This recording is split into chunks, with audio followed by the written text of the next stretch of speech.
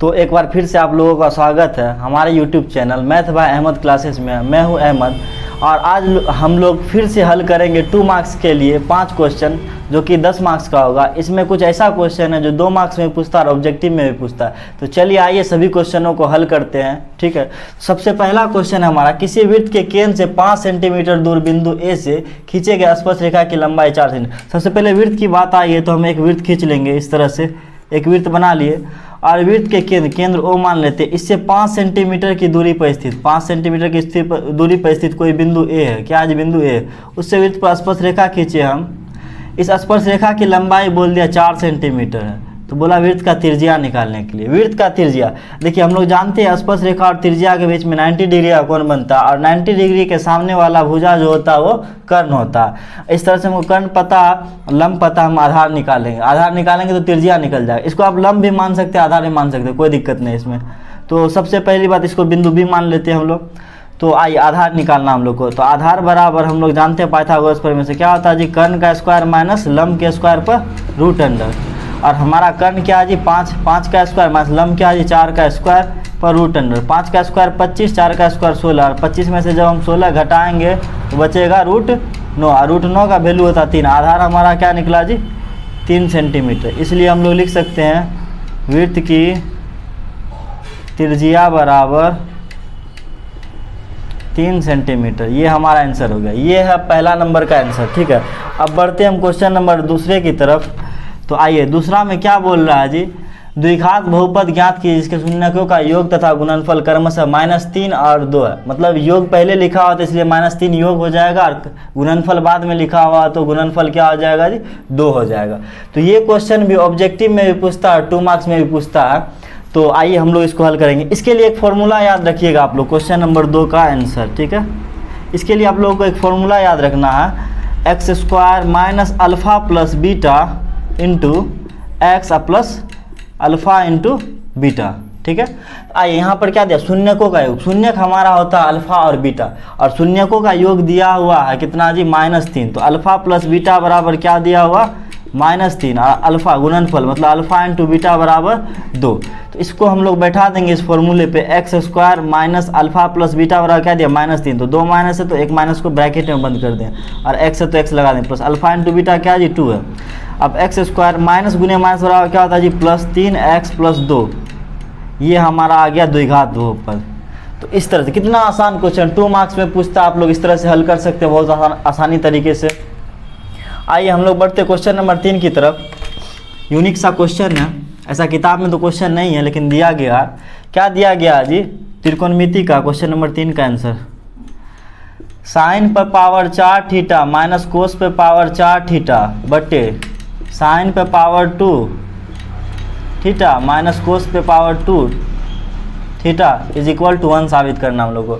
बहुत ही आसानी तरीका साबित कर सकते हैं हम लोग इसको। देखिए किस तरह से करेंगे, साइन पे पावर 4 थीटा को हम लोग लिख देंगे साइन स्क्वायर थीटा पर पावर 2। ऐसा हम इसलिए लिखेंगे क्योंकि इसको a square minus B square के फॉर्म में लाना हम लोगों को। और कोस को क्या लिखेंगे जी, कोस पर पावर 2 थीटा उस पर पावर 2। और इसको हम लोग इस तरह से लिख सकते हैं, क्यों जी, क्योंकि पावर के ऊपर जब पावर रहता है तो 2 दूना आपस में गुना हो जाता है। 2 दूना 4 पुट जाएगा, ये भी 2 दूना 4 ये भी आ जाएगा। नीचे वाले को ऐसे ही रहने देना, sign square theta minus cos square theta. ठीक, तो आइए इस तरह से देखिए, ये हो गया a² और माइनस बी स्क्वायर के फॉर्म में। और a² माइनस बी स्क्वायर बराबर आप लोग जानते ही होंगे, a² माइनस बी स्क्वायर बराबर क्या होता है जी a plus B into a minus B होता है। तो आइए a हमारा रो साइन स्क्वायर थीटा, तो मतलब साइन स्क्वायर थीटा और b क्या cos square theta plus cos square theta into a minus B मतलब साइन स्क्वायर थीटा और माइनस कोस स्क्वायर थीटा बट्टे नीचे में जो वही रहेगा sine square theta minus cos square theta. अब ध्यान से देखिए, कुछ जाने वाला जाए वाला कोई रोकता, भेज दो। Sine square theta minus cos square theta दोनों गया, बचा क्या sine square theta plus cos square theta. और हम लोग जानते हैं फॉर्मूला से sine square theta plus cos square theta is equal to क्या हुआ 1। प्रूव्ड, ये साबित करना था इसके 1 के बराबर। तो हम लोग इस तरह से इसको साबित कर देंगे। ये था हमारा तीसरा नंबर का क्वेश्चन। अब हम लोग हल करेंगे चौथे नंबर का क्वेश्चन। आशा आप लोगों को बेहतर समझ में आ रहा होगा। तो 4 नंबर का क्वेश्चन है 1.8 पर रेकरिंग को पी बाई क्यू के रूप में लिखना। ये 9th क्लास का क्वेश्चन और 10th के बोर्ड एग्जाम में 2 मार्क्स के लिए पूछता ही पूछता हर हाल में। तो इसके लिए हम लोग क्या करेंगे जी, एक चीज़ जानना होगा हम लोग को, क्या जी 1.8 पर रेकरिंग। रेकरिंग का मतलब होता है उस संख्या का पुनः पुनरावृत्ति, मतलब वो संख्या बार बार आएगा, वो संख्या बार बार आएगा। तो जितना संख्या पे रेकरिंग रहता है ना, एक पर उतना जीरो लगा के दोनों तरफ गुना किया जाता है। सबसे पहले जो लिखा हुआ क्वेश्चन उसको x बराबर मान लेंगे। तो x बराबर क्या मान लेंगे जी 1.888, इस तरह से आते रहेगा। ये समीकरण 1 हो गया हमारा, मतलब डॉट डॉट डॉट दे दिए, इसका मतलब क्या 888 आता है क्योंकि 8 पे रेकरिंग है। अब क्या करना है जी, एक पे रेकरिंग था ना, दोनों तरफ 10 से गुना कर देंगे, दोनों तरफ 10 से गुना करने पर, और 10 से गुना करेंगे तो ये 10x हो जाएगा, और यहाँ बराबर में क्या हो जाएगा जी 18.888। इस तरह से डॉट डॉट आते रहेगा। ये समीकरण 2 हो गया हमारा। 1 पे रहेगा रेकरिंग तो 10 से करेंगे, 2 पे रहेगा तो 100 से करेंगे। आइए, तो समीकरण 2 में से जब 1 को घटाएंगे तो पॉइंट के बाद देखिए दोनों में सेम सेम है, पॉइंट के बाद 0 हो जाएगा और ये हमारा पी बाई क्यू के रूप में आ जाएगा। तो समीकरण 2 माइनस 1, समीकरण 2 माइनस 1, 10x में से x जाएगा तो 9x बचेगा। यहाँ 18 में से 1 गया तो क्या बचेगा जी 17, और पॉइंट के बाद तो 8 8 8 है, यहाँ भी 8 8 8 है, तो कट के 0 हो जाएगा। तो लिखने का ज़रूरत नहीं है, पॉइंट का 0 का कोई वैल्यू होता ही नहीं है। तो x बराबर हमारा आ गया 17/9, ये हमारा आंसर है। अगर यहाँ पर कटेगा तो काट देंगे, नहीं कटेगा तो ऐसे ही छोड़ देंगे, क्योंकि कट नहीं रहा इसलिए 17/9 हमारा आंसर है। ये बहुत आसानी तरीके से आप लोग समझ गए होंगे।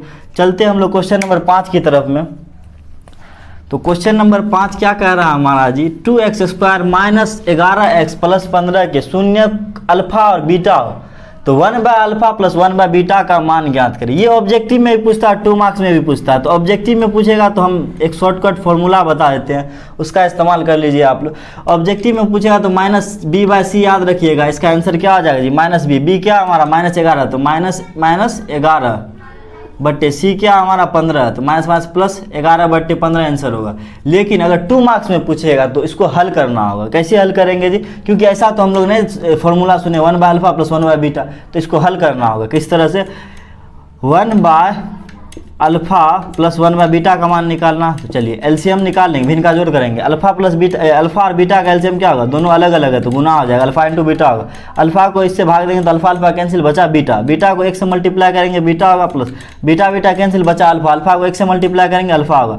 ऊपर में देखिए बीटा प्लस अल्फा या अल्फा प्लस बीटा, बात बराबर है। 2 को 1 से जोड़ेंगे या 1 को 2 से जोड़ेंगे, बात तो वहीं पहुँचता है। तो अल्फा प्लस बीटा बराबर होता है हमारा -b/a, और अल्फा इंटू बीटा बराबर होता है c/a, और a हमारा कैंसिल हो जाएगा, बचेगा क्या